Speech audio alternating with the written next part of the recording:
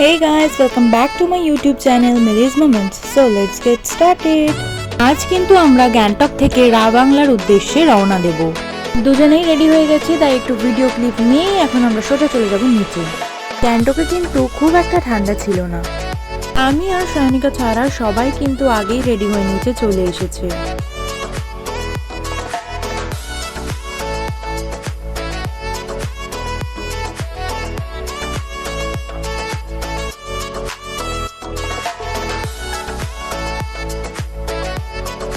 তো এই যে আমাদের কিন্তু রুম থেকে সব ব্যাগ মিলিয়ে নিচে রাখা হয়ে গেছে। সবাই মিলে আমরা এখন ব্রেকফাস্ট করে নিচ্ছি, দেন বেরিয়েই আমরা কিন্তু রাবাংলার উদ্দেশ্যে রওনা দেব। এই যে আমরা কিন্তু সবাই মিলে বেরিয়ে পড়েছি আর এখন আমাদের গাড়িতে লাগেজ প্যাকিং চলছে। অবশেষে লাগেজ প্যাকিং হয়ে গেছে আর আমরা কিন্তু বেরিয়েও পড়েছি।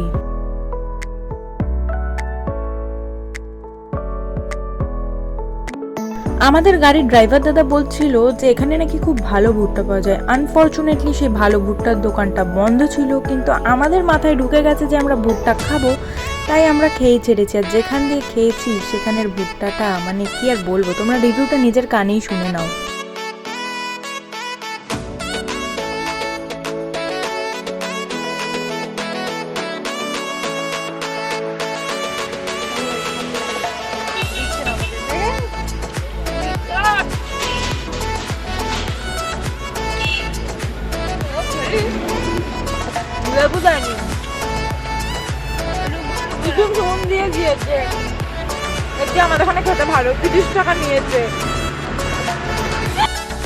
তোমরা তো নিজের কানেই শুনে নিলে ভুট্টার রিভিউটা, তবে আমরা শুধু টেস্ট করে দেখতে চেয়েছিলাম। আমি বলবো আমাদের এখানকার ভুট্টাটাই কিন্তু বেস্ট। আমরা এখন গভর্নমেন্টের ফ্রুট প্রিজার্ভেশন ফ্যাক্টরিতে চলে এসেছি।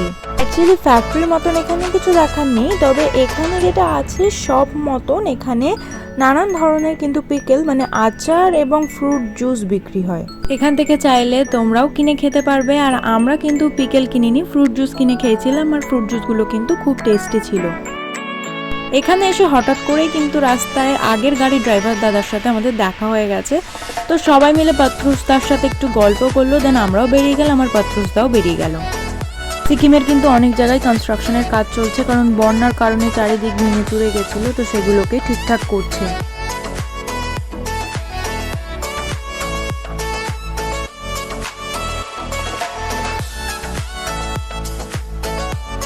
এই রাস্তাটা শুধু দেখো তোমরা, এখান থেকে কিন্তু জল নামছে আর রাস্তাটার অবস্থা কিন্তু খুবই খারাপ। সেখান থেকেই কিন্তু গাড়িগুলো সর্বসময় পাস করে।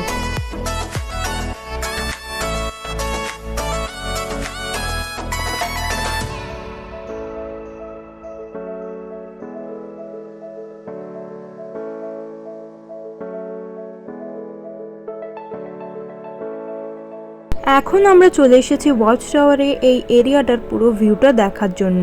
তো চলো কথা না বাড়িয়ে তাড়াতাড়ি যাওয়া যাক আর গিয়ে দেখা যাক যে উপরের ভিউটা অ্যাকচুয়ালি কেমন, খুব সুন্দর নাকি মোটামুটি। আমার তো মোটামুটি লেগেছে, খুব একটা খারাপ নয়। তবে এখানে যদি বরফের কোনো ভিউ দেখা যেত তবে কিন্তু আরও বেশি সুন্দর লাগতো। তবে এই ভিউটাও সুন্দর, কিন্তু তোমাদের কেমন লেগেছে অবশ্যই কমেন্টে জানিও।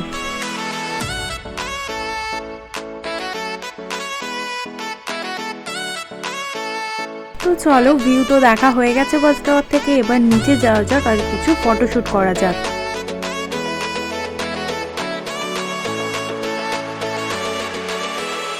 আমাদের গাড়ি আগে পৌঁছে গেছিল, তাই আমরা কিন্তু দেখে এখন নেমে যাচ্ছি। আর মাদের গাড়ি পরে এসেছে, তাই মারা এখন উঠছে। আমি আর সায়নিকা খুঁজছিলাম যে ভালো কোথায় ফটোশুট করা যায়। তো সায়নিকার চোখে ফট করে এই বাড়িটা পড়েছে, বলছে চল যাই, এই বাড়িতে গিয়ে আজকে ফটোশুট করব। তো যেমন কথা ঠিক তেমন কাজ, এই বাড়িতে চলে যাচ্ছে এখন ফটোশুট করতে। এটা হচ্ছে নতুন বাড়ি তৈরি হচ্ছে, সেখানেই আমরা চলে এসেছি ফটো তুলতে। তবে জানলাটা কিন্তু খুব সুন্দর করে করা ছিল, তাই ফটো তুলতে আমাদের একদম কোনো অসুবিধা হয়নি। এই যে মারা ওই ভিউ পয়েন্টে উঠেছিল, মানে টাওয়ারে, ওয়াচ টাওয়ারে উঠেছিল সব পুরো ভিউটা দেখার জন্য। আমরা উঠেছিলাম, তো মাদের কটা ফটোশ্যুট করে দিয়েছি। আর এই যে সায়নিকা নেমে যাচ্ছে, আমি এখান দিয়ে নেমে যাচ্ছি। নিচে নেমে আসার পর মা বললো সায়নিকাকে যে কিছু ফটো তুলে দিত, তাই সায়নিকা কিন্তু আমার মাকে কটা ফটো তুলে দিচ্ছিল। এখন আমরা ওয়েট করব না, এখানে টাইম ওয়েস্ট করব না, সোজা চলে যাব বুদ্ধা টেম্পলের উদ্দেশ্যে। গাড়িতে আসার সময় ভিডিওটা আমি অন করতে প্রত্যেকবারের মতন এখনো ভুলে গেছি গাইস, ক্ষমা করে দিও আমায়। তো যাই হোক, এই যে আমরা চলে এসেছি বুদ্ধা টেম্পলের সামনে। দূর থেকে প্রেয়ার হুইলগুলো দেখতে পেয়ে কিন্তু ছুটে চলে এসেছি ওগুলোকে ঘোরাবো বলে।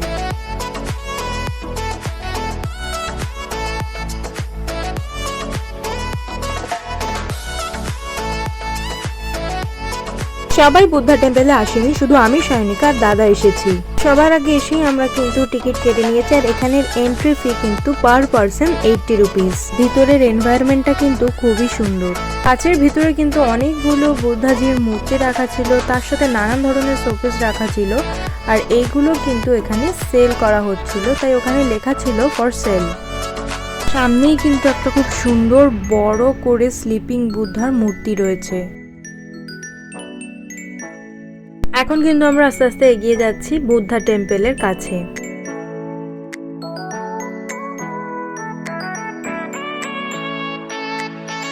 ওপর থেকে নেমে আসতে কিন্তু খুব ভালো লেগেছে, কিন্তু এখনো এতগুলো সিঁড়ি ভেঙে কিন্তু আবার ওপর দিকে উঠতে হবে টেম্পলটার কাছে যাওয়ার জন্য।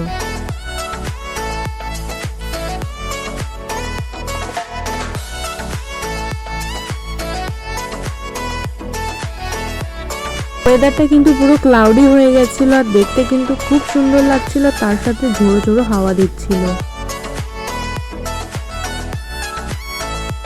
অবশেষে সব কটা সিঁড়ি ভেঙে কিন্তু আমরা বুদ্ধা টেম্পলের সামনে চলে এসেছি। চারিপাশটা এত সুন্দর আর ওয়েল মেনটেন, দেখলে মনে হবে যেন ওখানেই থেকে যাই ঘন্টার পর ঘন্টা। সত্যি কেউ গেলে ওখানে কিন্তু নিশ্চিন্তে ঘন্টার পর ঘন্টা কাটিয়ে দিতে পারবে।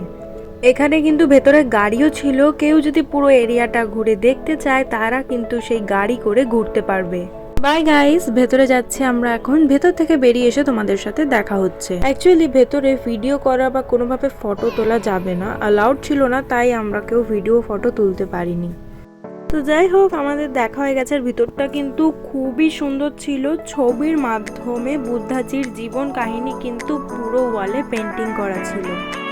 জায়গাটাতে সুন্দর করে ওয়েল মেনটেন করা, মন্দিরটাও এত সুন্দরভাবে ডেকোরেট করা, এর জন্যই কিন্তু এর এন্ট্রি ফিটা 80 রুপিস। অনেকে 80 রুপিসের জন্য আটকে যাবে যে এত দাম, তাই যাবো না ভেতরে। তবে আমি বলবো যে তোমরা অবশ্যই ভেতরে আসো, আর ভেতরটা সুন্দর করে ঘুরে যাও আর দেখে যাও ভেতরের পরিবেশটা কতটা সুন্দর। এই দেখো গাইজ, আমাদের সাথে কিন্তু একটা পাগল ঘুরছে, আর হঠাৎ করে কিন্তু আমার ভিডিও ক্লিপের মধ্যে এসে মুখ ঢুকিয়ে দিয়েছে। তোমাদের সাথে রাস্তায় দেখা হলে আগেই বুঝে নিও যে ও কিন্তু পাগল, তাই সামনে সামনে যেও না। ভিডিও ক্লিপ নিতে দেখলেই কিন্তু ক্যামেরার মধ্যে এরকম ঝাঁপিয়ে পড়বে। অ্যাট লাস্ট সব জায়গায় ঘুরে আমরা কিন্তু আমাদের হোমস্টেতে চলে এসেছি। হোমস্টের চারিপাশটা কিন্তু খুব সুন্দর করে সাজানো রয়েছে, তাই দেখতে কিন্তু ভারী সুন্দর লাগছে। তো যাই হোক, আমাদের যেহেতু আগে থেকেই বুক করা ছিল, আমাদের রুমের চাবি দিয়ে দিয়েছে, আর আমরা কিন্তু তাড়াতাড়ি এসেই সবার আগে ফ্রেশ হয়ে নিয়েছি।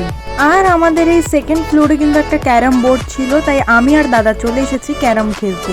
এখানে দাদা বোর্ডটাকে রেডি করে নিয়েছে, আর ওই যে সায়নিকা ওখানে বসে আছে, খেলতে পারে না, আর ওর ইন্টারেস্টও নেই খেলবে বলে। তো যাই হোক, আমি আর দাদা এখানে খেলা স্টার্ট করে দিয়েছি।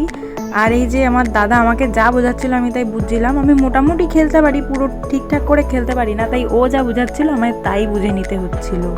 দাদা একটার পর একটা গুটি ফেলে যাচ্ছে, আর আমি চুপচাপ দাঁড়িয়ে বোকার মতন দেখে যাচ্ছি, কারণ আমি তো খেলতে পারি না, আমি তো ফেলতে পারছিও না। দাদা ফেলতে পারছে, 4-5টা পরপর ফেলে নিচ্ছে, আর দাদারই গুটি সব হয়ে যাচ্ছে। অ্যাট লাস্ট আর কি করা যাবে, দেখে তো তোমরা বুঝতেই পারলে দাদাই জিতেছে ক্যারামটা খেলে। খাওয়া দাওয়া করে একটু রেস্ট নিয়ে এখন আমরা ঘুম থেকে উঠে পড়েছি, সবাই যাব এখন নিচে। তো চলো ঝটপট করে নিচে যাই, আর নিচে কি হবে আজকে তোমাদেরকে সেটাই দেখাবো। দেখো, বিকেলবেলা যখনই নিচে এসে বেরোলাম, দেখলাম চারিপাশটা এত সুন্দর করে লাইট দিয়ে ডেকোরেট করা। সবাই মিলে কিন্তু একসাথে বসে পড়েছে গল্প করতে, আর তার সাথে আমাদের এখানে হচ্ছে আজকের স্পেশাল বারবিকিউ। আমিও এখন চলে এসেছি এখানে সবার সাথে গল্প করতে। ঠান্ডার মধ্যে আগুনের তাপটা কিন্তু বেশ দারুণ লাগছিল। এখন এখানে চিকেনগুলোকে দিয়ে দিচ্ছে, যে চিকেনগুলোকে ওরা আগে থেকেই রেডি করে রেখেছিল। সামনে বসে বসে এইসব বানানো দেখতে দেখতে শুধু মনে মনে ভাবছিলাম কখন এটা খাবো।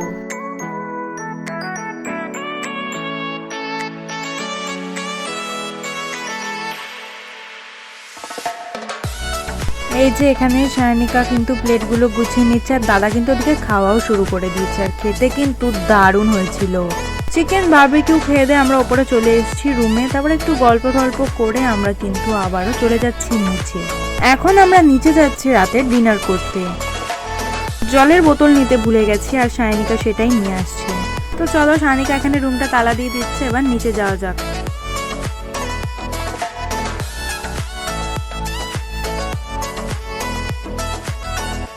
রাত যত বাড়ছিল ধীরে ধীরে ঠান্ডাও কিন্তু ততই বাড়ছিল।